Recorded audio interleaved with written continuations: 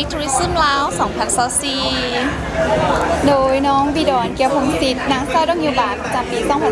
2025สบายดีสติปรัตดาวันมณพรมห้องอันดับ2มิทัวริซึมลาว2024จากถามเราสามสาวที่มารวมงานที่เขาที่ผู้สึกเองที่ว่าได้มาร่วมงานนี้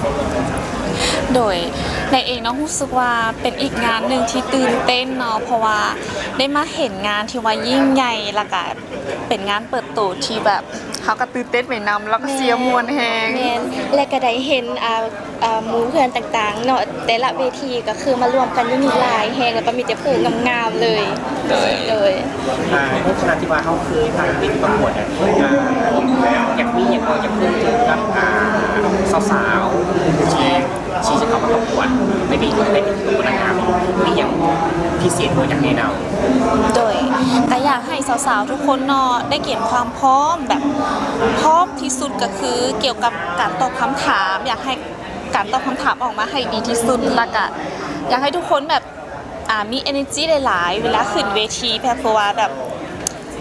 แสงสว่างจะท่องใส่เฮาเลยสำหรับน้องเองกับแต่ละคนก็จะมีคาแรคเตอร์เฉพาะของตัวเองอยู่แล้วเนาะก็อยากให้ทุกคนดึงดูดจุดนั้นออกมาและเฮ็ดให้แบบว่าทุกคนได้เห็นว่าเฮามีจุดเด่นบนใดก็จะเป็นเฮ็ดให้เฮามีจุดเด่นหลายขึ้นแล้วก็จะเฮ็ดให้คนจับตาเบิ่งเฮาก็คืออยากให้เน้นนักในจุดนั้นเลยแล้วก็อยากให้ทุกคนสู้ๆบ่ต้องกดดันหลายโดยสำหรับน้องแล้วคนได้ที่ว่ามักหักในการประกวดอยากให้ทุกคนได้เปิดโอกาสให้ตัวเองได้ลองเฮ็ดตามสิ่งที่ตัวเองมักเพื่อค้นหาตัวตนแล้วก็ความสำเร็จโดยนี่ฟีดแบ็กในการทั้งสามของเราที่ได้เนี่ยเขาได้ตัวก็ได้ขั้นตอนการคัดเลือกทำสมาร์ทส่งแบบโค้งตาโดยตอนนี้มีบรรดาสงามของสนใจหลายคนเลยไม่ได้โครงการคนนั้นสักโดยตัวนี้ก็มีสาวๆสนใจแล้วก็เข้ามาสมัครหลายเติบเนาะแล้วก็อยากให้สาวๆทุกคนที่ว่า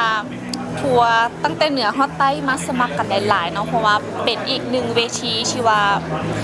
บอกเลยว่าเขาจัดขึ้นอย่างยิ่งใหญ่แน่นอนโดย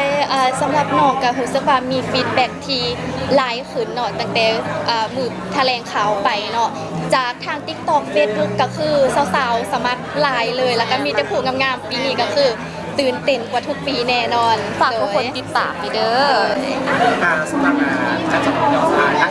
ท่านสองคนที่มานี่ผลงานต่อไปจะมีอย่างไรที่มาอัปเดตทั้งสามสาวเลยเรื่องผลงานอย่างไรเนาะอัปเดตเลยก็จะมีในบ้านติดตามกันโดยสำหรับแดงเองเนาะก็สามารถเข้าไปติดตามทาง Facebook ของตัวเองก็คือแดงสีสมุทรเนาะแล้วก็ผลงานต่างๆก็จะอัปเดตอยู่ที่เพจมิทัวริซึมลาวโดยสำหรับติ๊บก็คือกันเลยติดตามทาง Facebook ก็ได้เนาะก็คือตาติ๊บรัตดาวันและติดตามผ่านเพจ Facebook ของมิทัวริซึมลาวเนาะโดยสำหรับน้องเองสามารถติดตามผลงานได้ที่ Facebook ส่วนตัวก็คือบิดอนเกียวพงศิษฐ์แล้วก็สามารถติดตามผ่านทางเพจของนางสาวดงยูบาทก็จะมีผลงานมาอัปเดตเรื่อยๆขอบใจสาระลาวโฮมอสังหาริมทรัพย์ห้องเสื้อไมสไตล์เมนโฟลเดอร์คำเผาสั่งได้เดอะบาร์เบอร์ลาวมิสเตอร์ลาววีแค่สมสกัดเพื่อสุขภาพ